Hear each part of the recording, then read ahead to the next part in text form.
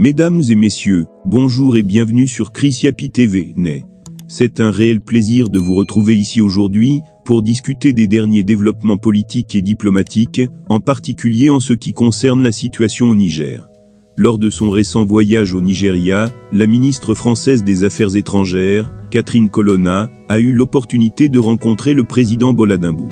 Au cœur de leur discussion se trouvait la situation politique au Niger, un sujet brûlant qui a suscité de nombreuses réactions au sein de la communauté internationale. Madame Colonna, en soutenant les actions de la CEDEAO, Communauté économique des États de l'Afrique de l'Ouest, a exprimé son soutien à une intervention militaire potentielle au Niger, une position qui avait été officiellement adoptée par la CEDEAO. Cependant, il semble que ces attentes aient été contrariées par la position claire du président nigérien, Bola Tinubu. En effet, le président Bola Tinubu a clairement exprimé son opposition catégorique à toute intervention militaire au Niger. Il a affirmé avoir entendu la voix du peuple nigérien, qui s'oppose fermement à une telle mesure. Il estime que le véritable leadership consiste à répondre aux besoins, aux cris et aux frustrations du peuple.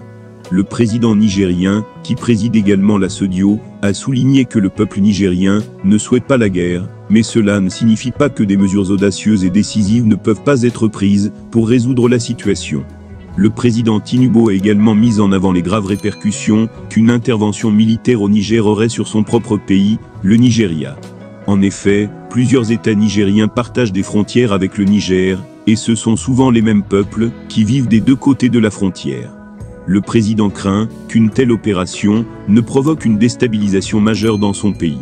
Le président a également évoqué la situation sécuritaire du président déchu du Niger, Mohamed Bazoum, qui est actuellement en résidence surveillée. Il a exprimé ses inquiétudes quant au fait que Bazoum pourrait perdre la vie lors d'une opération militaire de la CEDEAO. Le président a souligné que Bazoum est un collègue, un dirigeant démocratiquement élu, qui est utilisé comme un bouclier humain. Il est donc crucial de prendre des précautions pour garantir sa sécurité, ainsi que celle de sa famille. Cette position du président Tinubu n'est pas surprenante, car il avait déjà exprimé son soutien à une transition de 9 mois pour rétablir l'ordre constitutionnel au Niger. Cependant, malgré son opposition à une intervention militaire, les sanctions illégales et inhumaines de la CEDEAO contre le Niger sont maintenues. Le président nigérien envisage désormais des actions détournées pour résoudre la situation au Niger tout en évitant une effusion de sang. Il convient également de noter qu'il y a eu récemment des accusations de tentative d'évasion du président déchu du Niger, Mohamed Bazoum, et de sa famille, avec le Nigeria comme destination présumée.